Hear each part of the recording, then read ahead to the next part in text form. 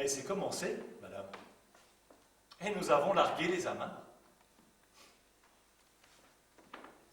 Les jeux, les animations, quand est-ce que ça commence? Les animations vont commencer dans un instant. Sur un bateau, il y a des marins. Ils ne pourraient pas nous chanter quelque chose? Des chansons de mer. Je vais leur demander. On m'a promis une croisière au vent du large et je me retrouve à l'intérieur. On ne vous interdit pas de sortir pour respirer.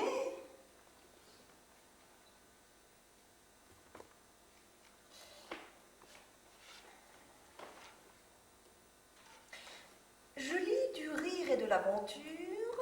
Je ne ris pas et je suis à l'intérieur à essayer de comprendre des annonces inaudibles en serbo-croate. Est-ce qu'il va se taire, qu'on puisse profiter du paysage en paix? Quel paysage? Vous voyez du paysage, vous? D'une beauté à couper le souffle. On profite du paysage, d'accord. Qu'est-ce qu'on fait pendant une croisière? On regarde le paysage, on boit, on flirte, mais on n'est pas censé s'ennuyer. Vous êtes d'accord avec moi, messieurs, dames? J'ai payé, j'exige d'être diverti. Les marins refusent absolument de chanter. Des marins qui ne chantent pas. Je veux un marin chantant. Donnez-lui un marin qu'elle se taise. Je vais vous raconter des histoires lacustres. Oh non! L'histoire de la batellerie sur le Léman commence à l'époque des Palafites, quand nos lointains ancêtres vivaient. Allez, on dit qu'on sautait pas la fite. Les naves romaines. Non. Alors les galères.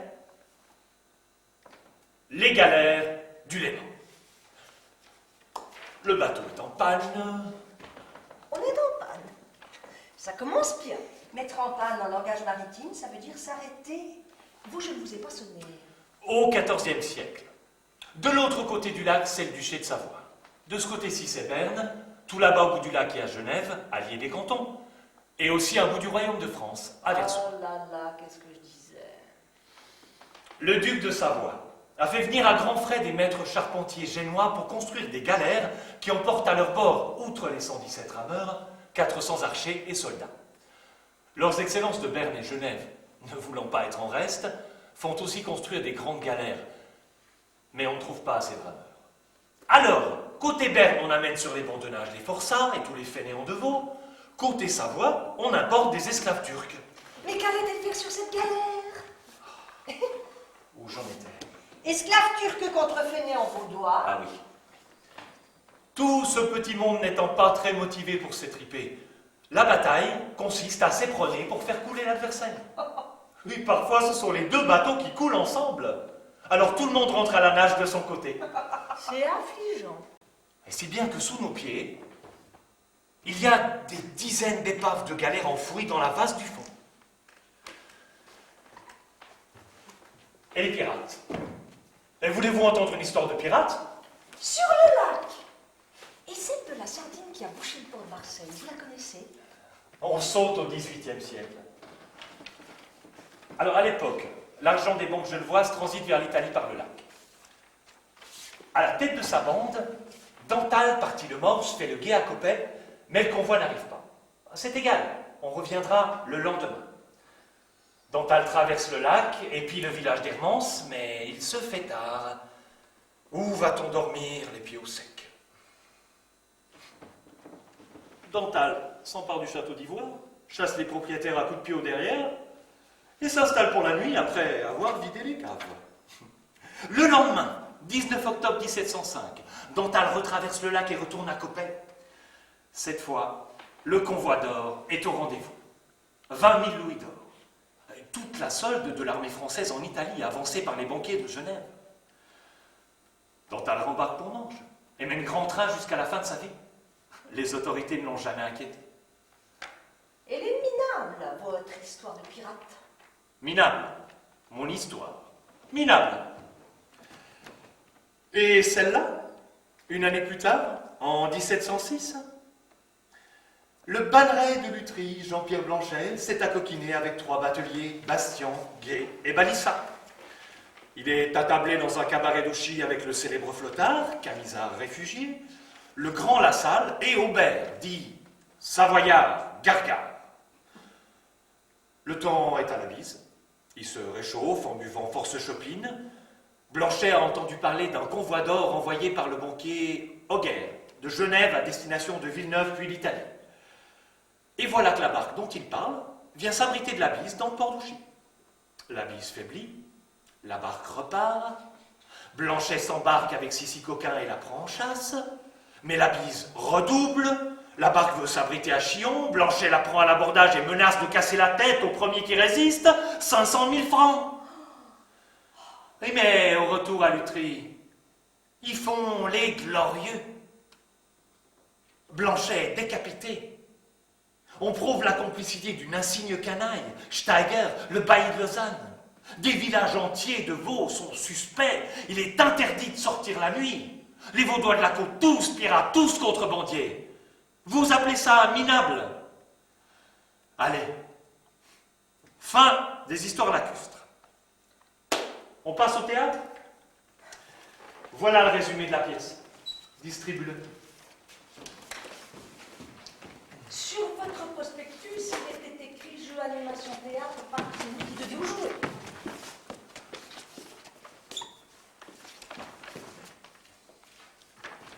Et puis votre auteur, là, c'est d'un cérébral. 1707. La Belle Rombière, c'est le nom de ce bateau, du bateau des pirates.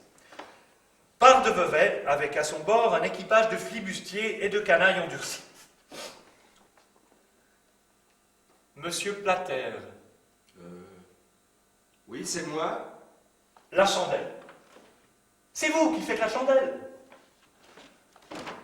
Monsieur Torficelle. Madame manque un doigt.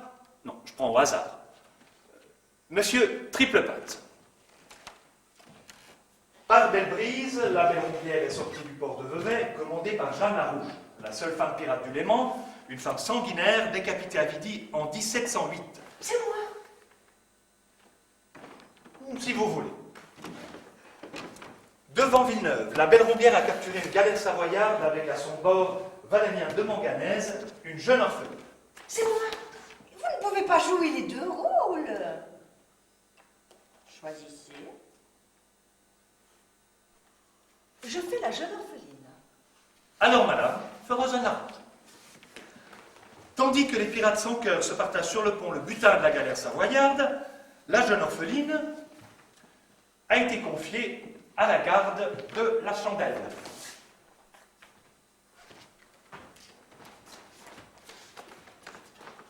Je vous en supplie, monsieur, épargnez ma vertu. Qu'est-ce que je fais? Oh, mais quel mufle. Vous devriez le savoir, ce qu'il faut faire.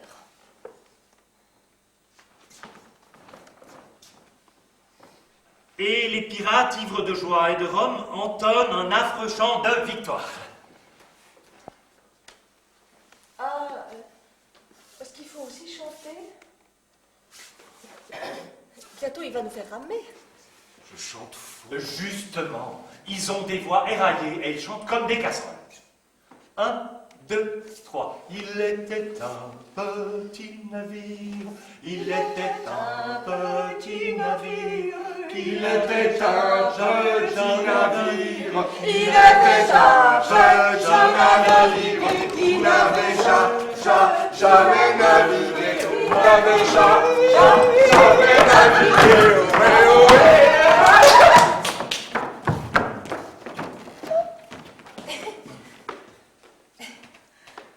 Appuie, Appuie. charge et tourne le cabestan. Charge et tourne le cabestan. Ce soir, mettez-en un coup, les gars, ou bien on donne à la côte. Ce soir, mettez-en un coup, les gars, ou bien on tourne à la côte. Ainsi commencent toutes les représentations, toutes les navigations. L'étoile s'envole vers les cintres, le rideau se gonfle, la voile et la parlure du monde commencent.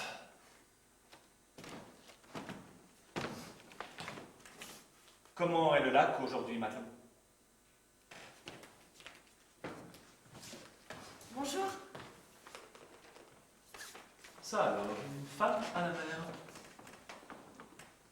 C'est bien la première fois que j'en repêche une à cet endroit. Cette demoiselle nageait toute nue en plein lac.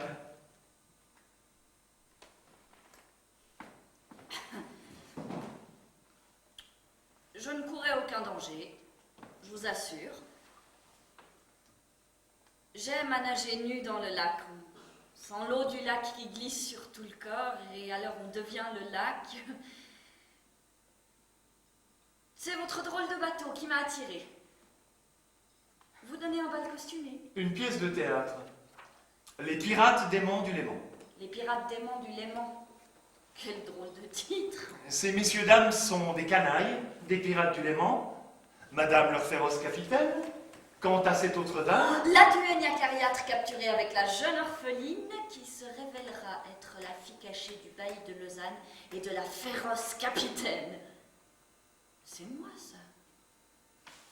C'est moi, l'ingénu inconnu. Non, c'est moi. Messieurs, je vous en supplie, épargnez la vertu de ma duègne. Mais n'épargnez pas la mienne. C'est trop faux. Il me reste ça.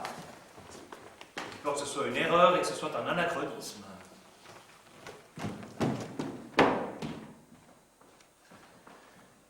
La chandelle. Faut-il passer celui-là? Comment s'appelle-t-il déjà? Monsieur Plater. Qu'est-ce que vous avez au cou? Cette ligne rouge. Je ne sais pas, je l'ai toujours eue. Elle disparaît dès que je suis dans l'eau. Un matelot est surpris que ces petits voyous en train de percer des trous dans la coque. La chandelle! Qu'est-ce que t'as pris? Si ça ne figurait pas dans l'histoire. Mais t'as vu? Que ce n'est pas la chandelle qui a percé des trous dans la coque, c'est Monsieur Plater. Et quelle raison avait-il de percer des trous dans la coque, Monsieur Plater? C'est ce qu'il va nous expliquer. Non. Sinon, je lui assaisonne les côtes à l'huile de garcette. Vous ne feriez pas ça? Je veux me gêner. Et je lui grille la plante des pieds. Vous n'avez pas le droit. J'ai tous les droits. Je suis le capitaine. Droit de vie et de mort sur l'équipage. On joue plus là.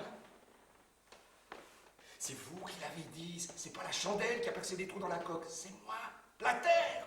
Ce n'était pas du jeu. Mais il n'y a que Monsieur Plater qui s'est mis hors jeu. Nous continuons de jouer, n'est-ce pas? Aussi, nous allons pendre Monsieur Plater haut et court. On dira que c'est un jeu qui a mal tourné, hein, messieurs, dames? Et Monsieur Plater tirera la langue jusqu'à ce que mort s'en suive.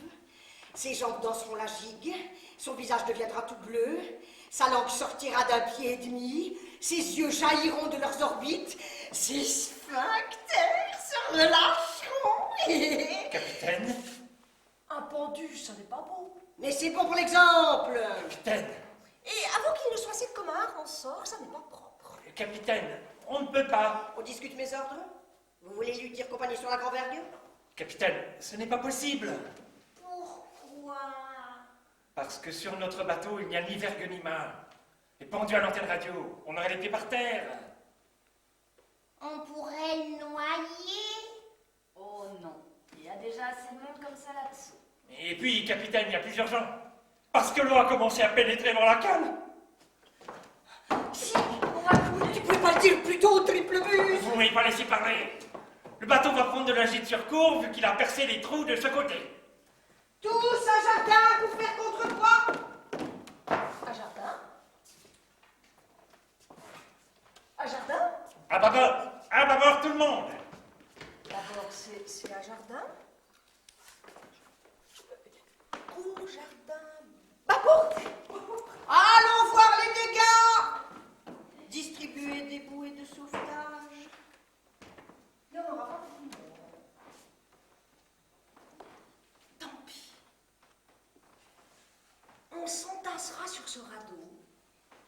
Et on dérivera longtemps, longtemps, longtemps sur ce petit espace entouré d'eau de tous les côtés, du Bouvray à Saint-Jacques-Golfe et de Vevey à Évian, poussé par les vents, sans jamais pouvoir toucher terre.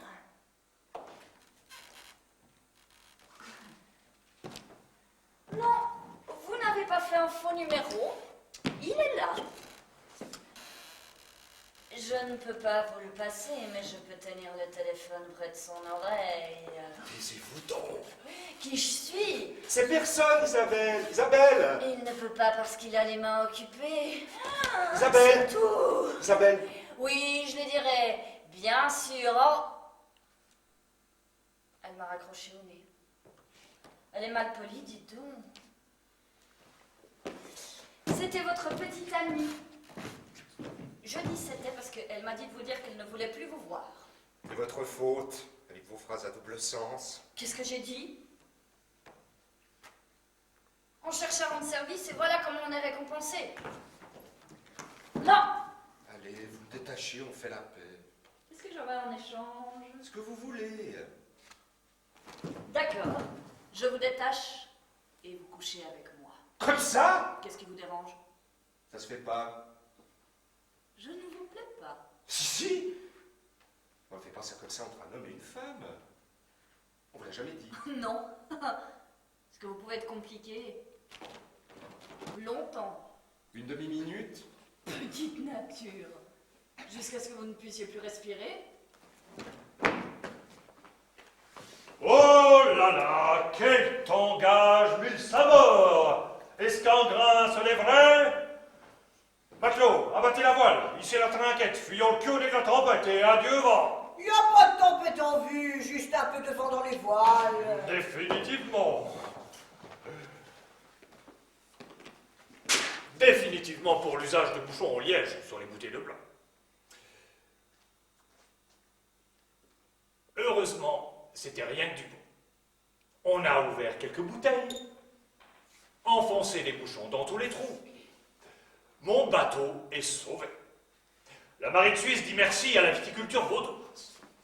Où en étions-nous? Au moment où la jeune première allait subir les derniers outrages de l'équipage, un par un, des pirates qui ne se sont pas lavés depuis 6 mois et dont la seule entrée dans la cambuse suffit à faire tourner les sauces. Où est le trait? Il a sauté dans l'eau. Saucissonné comme il était? Il a pris son élan et il a sauté à pieds joint la tête la première dans le lac.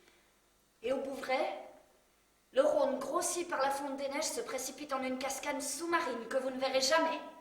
Jamais. Mais si la température augmente d'1 degré,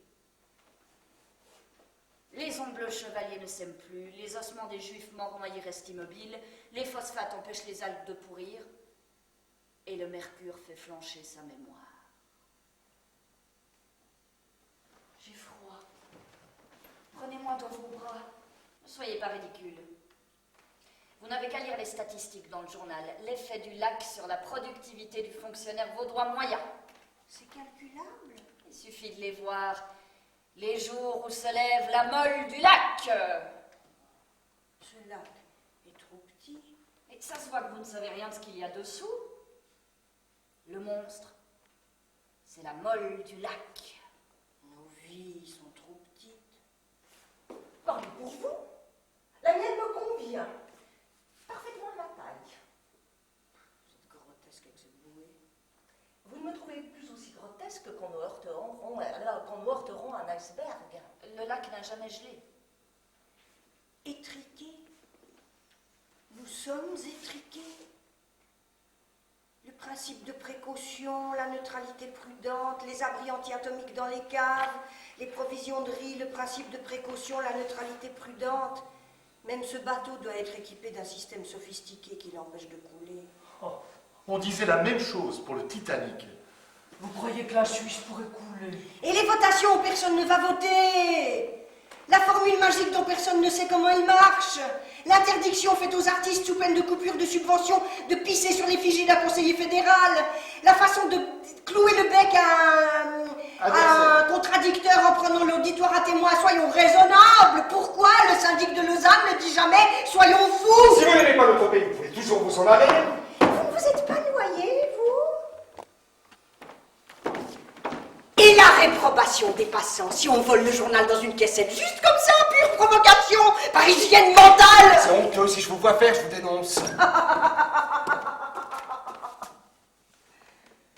Tous les matins, devant mon bureau, je m'assois devant mon ordinateur, je l'allume et je regarde cette gouille sous les fenêtres. Et puis des emmerdeuses comme celle-là me cassent les pieds tous les jours ouvrables, de 9 à 17. Et je me dis que ça va durer comme ça jusqu'à ma retraite. Non, non.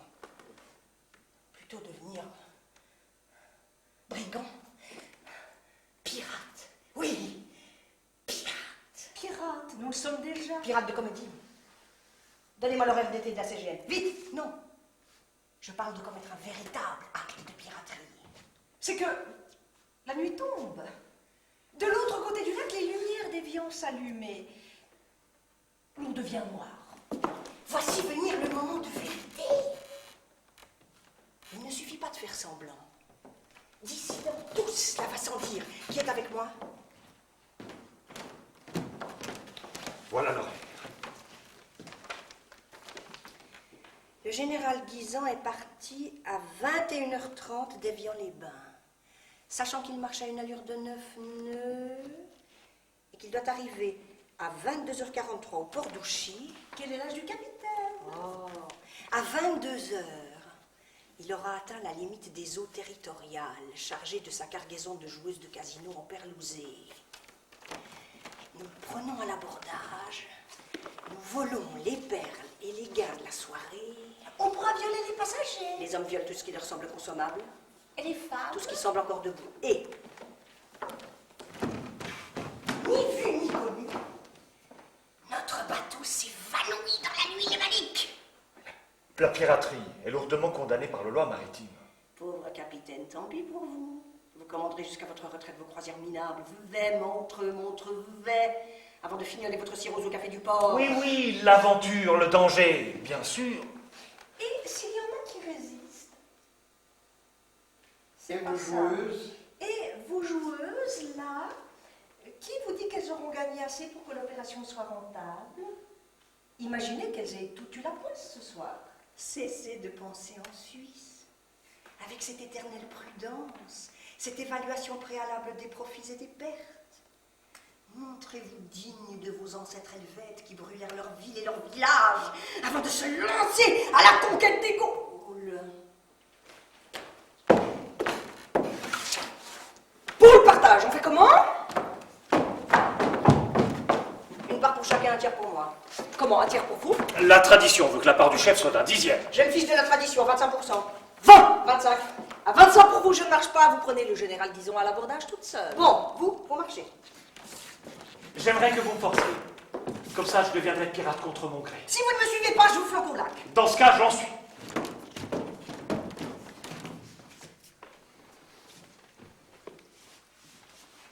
Il faut créer une société par action.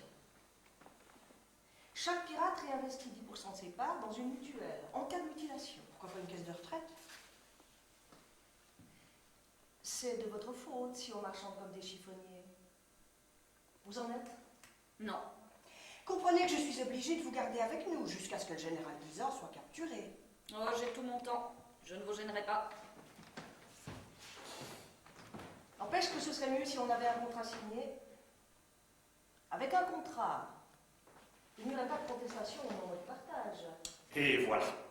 Le drapeau noir flotte au vent du Léman. Nous avons fait le plongeon dans l'illégalité. Tous complices, tous unis. Et s'il y en a J'ai qui- sauté à pieds joints dans le crime, je n'en reviens pas. La barre au sud, timonier, droit vers l'avion. Et s'il y en a qui résistent, par-dessus bord? Oh non, ça va être surpeuplé là-dessous. Par-dessus bord, je vous dis, c'est la règle. Deux entreprises fusionnent. Ceux qui font doublon par-dessus bord, ceux qui ne s'adaptent pas par-dessus bord. Je ne vois pas pourquoi une société de pirates devrait montrer plus de mansuétude que la société de cour. J'aperçois les feux de position du général Guisan.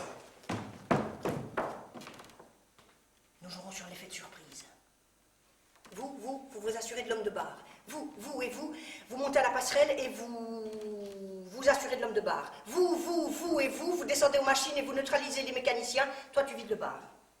Cette nuit, nous cacherons notre bateau dans une crique ignorée. Nous nous amuserons avec nos captifs et nous ferons une orgie de rhum sous les cocotiers.